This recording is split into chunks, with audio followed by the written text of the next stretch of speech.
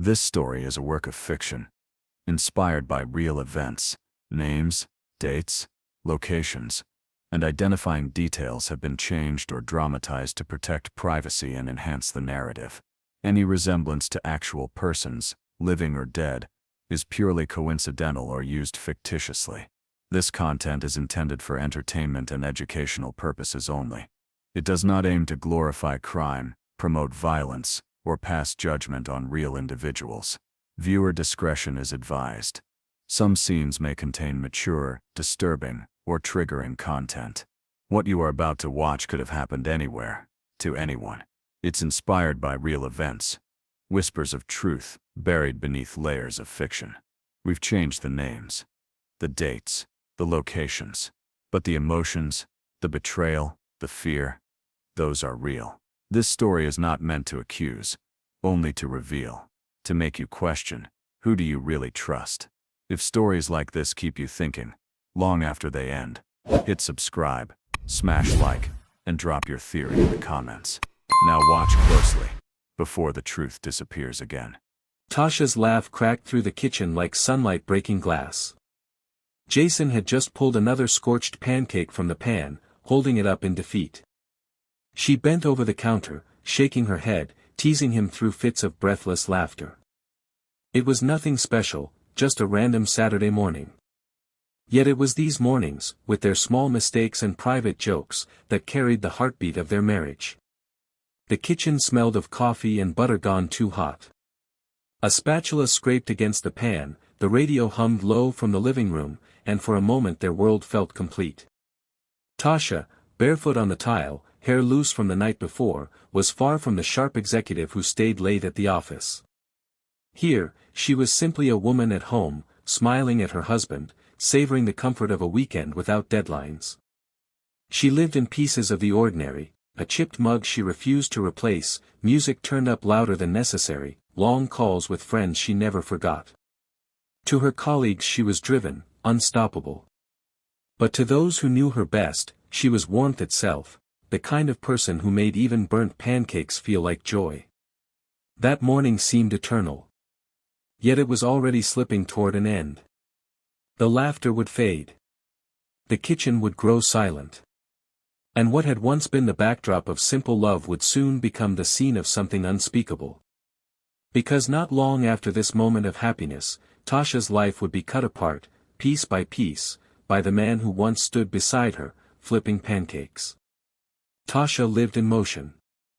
At work, she was unstoppable, the woman who stayed long after the lights dimmed, who crafted proposals with precision, who could silence a room with a single confident phrase. Her colleagues admired her, even envied her, calling her the rising star who seemed immune to exhaustion. But when she came home, she softened. She slipped out of her heels by the door and into her favorite worn slippers. The fridge carried her handwritten notes, reminders scribbled in looping cursive. Stacks of hardcovers crowded her nightstand, a silent rebellion against the glowing work laptop she never fully shut. She was ambitious, yes, but she was also human, someone who danced to old R&B while folding laundry and bought Jason his favorite snacks even when they weren't on the list. Friends remembered her as the glue of their circle, the one who remembered birthdays and never let anyone leave unnoticed. Yet behind her laughter, there were small cracks others tried to ignore. Jason, once her partner in everything, had grown quieter.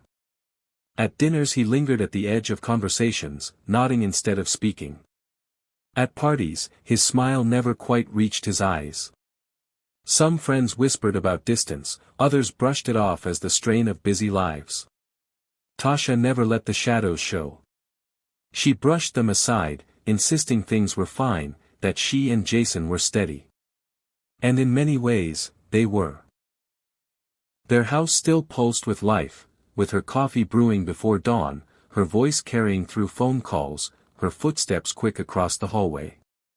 But love is not always undone by storms. Sometimes it erodes slowly, quietly, until the foundation collapses. And in Tasha's world, the cracks were already spreading. Her final day looked like so many others. Saturday stretched lazy, the kind of day meant for errands and quiet comforts. Tasha pulled on jeans, tied her hair back, and poured herself coffee while scrolling through emails. To anyone watching, nothing seemed out of place. But in Jason's silence, something darker was taking root. Digital traces caught her routine in real time. At 9 a.m., she answered a call from her mother, promising to visit the next weekend. At 11:15, she texted a colleague about Monday's agenda. By afternoon, her activity slowed. A few ignored notifications. A message she never opened. To investigators later, these became eerie markers of a life about to stop mid-sentence. Neighbors recalled her outside that afternoon, watering the flowers. She waved, smiled faintly, then disappeared back inside. It was the last time anyone saw her alive. Behind closed doors, the scene was shifting. Police would later note 3 things that didn't fit. The rug in the living room was askew, its corner curled as if dragged by force. A drinking glass lay shattered near the counter, shards pushed hastily under the baseboard. And most haunting of all, her smartwatch showed a sudden spike in heart rate at 7:13 p.m., followed seconds later by a flatline. From that point, the story turned violent. The autopsy would confirm fractured bones and defensive wounds across her arms, evidence she had fought. The bruises told of strikes that landed too hard, too fast. Her body carried the signature of betrayal. When officers arrived that night, responding to a welfare call from her worried colleague, Jason opened the door with a strained calm. He told them Tasha had gone out. But her car was still in the driveway. Her purse sat on the dining chair. Her phone rested on the nightstand, screen glowing with unanswered texts. His story unraveled the moment he spoke it. The officers studied him, his stiff posture, the way his gaze flicked toward the garage, the absence of panic in his tone. Something was wrong, and everyone in that house could feel it. This wasn't the silence of a marriage worn thin. This was the silence after violence, the silence of a home-turned crime scene. And in that silence, detectives began to listen more closely. The house wasn't whispering accident. It was screaming murder. Detectives began where logic pointed, outside. The shattered glass near the counter hinted at a break-in. Maybe someone had forced their way in, caught Tasha off guard. Jason leaned heavily on this theory, repeating it as if saying it enough times could make it real. But there was no sign of forced entry. The locks were intact, windows sealed.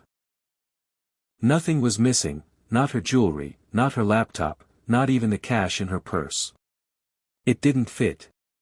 Another angle, accident. Perhaps Tasha had fallen, perhaps Jason had panicked and hidden the truth. But bruises across her arms weren't the marks of a stumble. They were the stamps of resistance.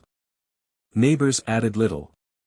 No suspicious cars, no unfamiliar faces, no cries in the night. The outside world offered only silence. That silence pressed suspicion inward. Toward Jason. In interviews, he spoke too much, offering details no one had asked for. His hand stayed perfectly still on the table, but his jaw tensed every time the questions edged closer to the evening of Tasha's death. At one point, he said quietly, if only she'd stayed late at work like usual. It wasn't a slip detectives forgot. The burglary theory crumbled. The accident theory failed. And the man who claimed to love her now stood as the only constant in a story full of contradictions. The red herrings were gone. Only the truth remained, and it was waiting in the evidence. The body spoke with finality. The autopsy revealed bruises along Tasha's forearms, clear signs of defense. Her ribs bore fractures from heavy blows. Strangulation marks pressed deep into her neck, layered over the bruises, proof she had endured more than one form of attack. Toxicology was clean. She was sober, awake, fully aware as she fought for her life. Under her fingernails, fragments of skin matched Jason's DNA. It was a silent scream captured at the microscopic level, her last desperate act of resistance. Investigators followed the trail into the house. Luminol lit up faint specks across the kitchen floor, a line of droplets leading into the garage. The garage reeked of bleach. A mop leaned damp against the wall. Black trash bags were stacked in a corner. And then, behind a workbench, wrapped in a towel, lay a hacksaw streaked with fresh residue. The room told the story no one wanted to hear. Jason hadn't just killed his wife. He had tried to erase her. Piece by piece. Forensic evidence built a staircase the defense could not descend. Fibers from Jason's clothes matched fibers pressed into her wounds. Bleach residue clung to his shoes. His phone's location data placed him in the garage at the exact time her smartwatch recorded that fatal spike, then flatline. But science alone didn't carry the weight of the truth. That burden fell on her family. When the examiner delivered the report, her mother collapsed into a chair, unable to speak. Her brother left the room, hands pressed against his face, choking back sounds that weren't words. For them, the clean, clinical terms, fracture, contusion, asphyxiation, became knives. The evidence was irrefutable. It pointed to Jason not as the grieving husband he pretended to be, but as the executioner of the woman he once promised to protect. Still, one question lingered: why? Why would a man destroy the very person who built a life beside him? The answer wasn't in the house. It wasn't in the autopsy. It was buried in his devices, the texts, the emails, the secret messages to someone who wasn't real. Jason entered the interrogation room with the composure of a man rehearsing grief. He folded his hands, asked politely for water, and repeated his story as if it had been scripted in his sleep. They ate dinner, watched television, she stepped out. But repetition became his undoing. On the third telling, the order of details slipped. On the fourth, an hour vanished that he couldn't place. Detectives pressed. His jaw tightened, his smile cracked, but he kept talking. Too much talking. Innocent men grasp for memory, guilty men drown in words. Jason was drowning. Then came the devices. On his phone, investigators uncovered a locked messaging app. At its center was Sierra, a woman he described as the answer to everything missing in his life. The messages glowed with adoration: "You deserve passion. I'll free you. Our new life begins soon." But woven between those promises were requests. Deposits, gift cards, cryptocurrency transfers. Jason had sent thousands, each payment tied to another promise that never arrived. His laptop revealed darker truths. Search histories that read like confessions: how to clean blood from concrete, can bleach erase DNA, luminol at home. Draft emails to Sierra spoke of handling it and no more obstacles. A spreadsheet labeled after outlined a life that no longer included his wife. When detectives revealed Sierra's images were stolen stock photos and her accounts linked to known fraud rings, the mask split. Jason's eyes welled, his voice broke: "She wanted me free. I just wanted out." For the first time, raw desperation eclipsed control. Outside the room, the community recoiled. Neighbors left flowers at the curb. Colleagues at Tasha's office fell silent in hallways that once echoed with her voice. Her family sat in court during the arraignment, her mother clutching a scarf still scented faintly of her daughter's perfume. The net had closed. The evidence was more than suspicion. It was a narrative written in bruises, in bank statements, in words typed to a ghost. The trial would decide whose story would remain. Courtrooms stripped stories to their bones. In Jason's trial, those bones carried weight. The prosecution built its case like a staircase, each step heavier than the last. First, the medical examiner, describing defensive wounds, fractured ribs, strangulation layered over blunt force. Second, the crime scene, the rug dragged, the shattered glass hidden, the luminol glow across the kitchen floor. Third, the garage, where bleach fumes clung to the air and a hacksaw, wrapped in a towel, bore residue that could not be denied.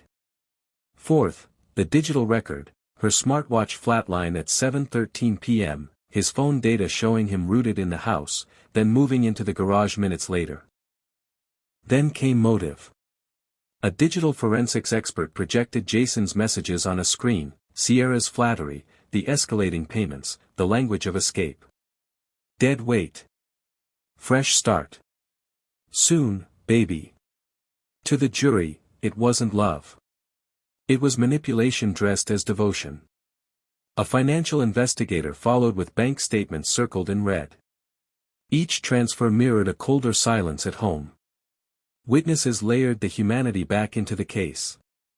Friends described Tasha's warmth, her ambitions, her laughter that filled rooms. Her mother spoke through tears about a planned visit that would never come.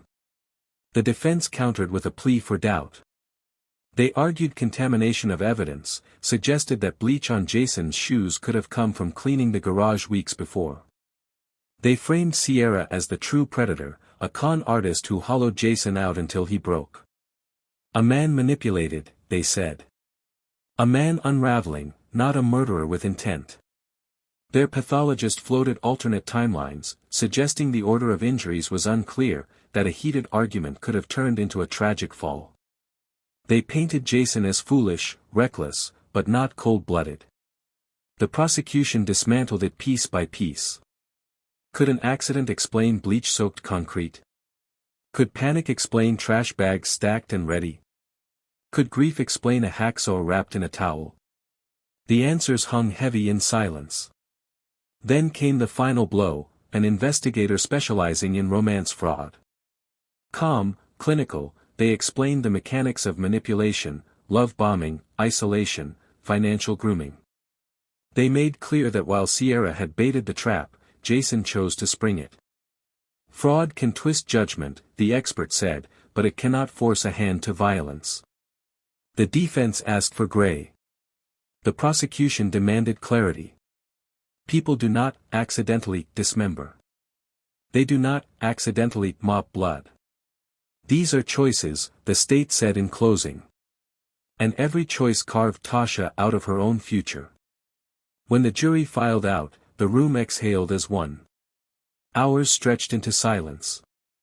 And behind that silence hung a question as heavy as the evidence itself: would they return with mercy, or with truth carved as sharply as the evidence demanded? The jury returned after 9 hours. The room fell silent as the foreperson stood. One word broke the air like glass: guilty. Jason's body sagged in his chair. His hands trembled, his lips parted as if to argue, but no words came. When the judge read his sentence, 50 years to life, the sound of the gavel seemed to echo longer than usual. Jason turned once toward the gallery, eyes darting for recognition, but found only the hard stares of Tasha's family. Whatever life he had imagined with Sierra evaporated in that moment. Her family clung to each other. Tasha's mother pressed the scarf to her face as though scent alone might bring her daughter back. Her brother gripped the rail in front of him until his knuckles blanched. Justice had spoken, but grief remained, heavy and permanent. Months later, Sierra was found. Behind her messages of love and devotion were only burner accounts, stock photos, and a trail of victims left broke and humiliated. She was convicted of fraud and exploitation, sentenced to 20 years. The irony was brutal: Jason had destroyed his wife, his freedom, and his future for someone who never truly existed. He had killed for a mirage. And yet, this story is not only about Jason's weakness or Sierra's deceit. It is about Tasha, her laughter in a sunlit kitchen, her dreams on the rise, her ability to make even burnt pancakes feel like joy. Her death forces haunting questions: how does loneliness bend into obsession? How does a need for love twist into violence? And what happens when fantasy becomes more real than the flesh and blood person beside you? Tasha should not be remembered for how her life ended, but for how fully she lived until the very last day. Tell us where you're watching from. Our community keeps these stories alive across the world. And if you want more stories told with truth, care, and respect for the victims, subscribe and join us.